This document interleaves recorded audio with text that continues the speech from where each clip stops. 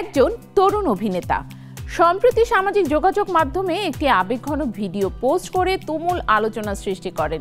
ভিডিওতে তিনি বলিউডের প্রতি তার ক্ষোভ প্রকাশ করেন, যা পরে ভুলভাবে ব্যাখ্যা করা হয়। কিছু সময় পরেই তিনি ইনস্টাগ্রামে অ্যাকাউন্ট মুছে ফেলেন। তবে পরে ফিরে এসে তিনি জানিয়ে দেন ভিডিওটি ছিল তার বন্ধুদের পাশে দাঁড়ানোর একটি প্রচেষ্টা এবং বর্তমানে মানসিক চাপের মধ্যে রয়েছেন তিনি। There are people like Sanaya Kapoor and Ananya Pandey, Arjun Kapoor and Siddhant Chaturvedi. রোববার সকালে হঠাৎই সামাজিক যোগাযোগ মাধ্যমে আলোড়ন তুললেন প্রয়াত অভিনেতা ইরফান খানের ছেলে বাবিল খান। ইনস্টাগ্রামে এক আবেগঘন ভিডিও পোস্ট করে বলিউড ইন্ডাস্ট্রিকে ভুয়ো, জঘন্য এবং রূঢ় আখ্যা দেন তিনি।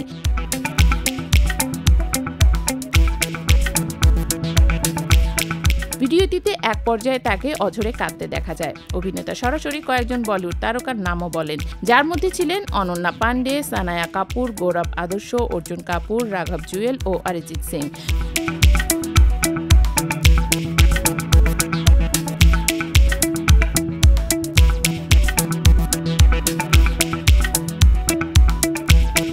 ভিডিওটি ভাইরাল হওয়ার কিছুক্ষণের মধ্যে বাবিল নিজের ইনস্টাগ্রাম অ্যাকাউন্ট নিষ্ক্রিয় করে দেন, যা আরও বেশি উদ্বেগ তৈরি করে তার অনুরাগীদের মধ্যে।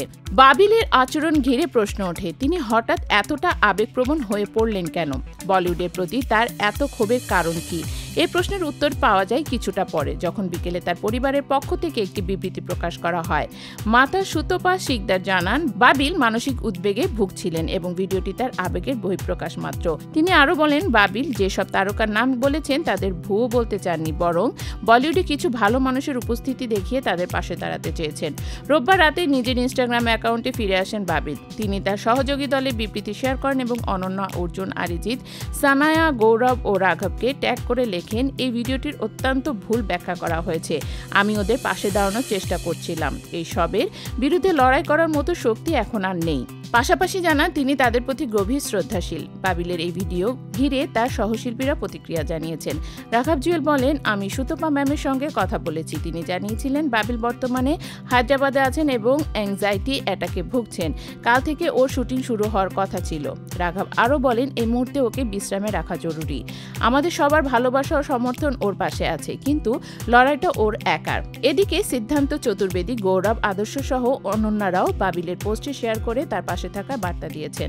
তারা বাবিলের মানসিক পরিস্থিতি বোঝার অনুরোধ জানিয়েছেন এবং শিল্পীদের আবেগকে সম্মান জানানোর আহ্বান করেছেন।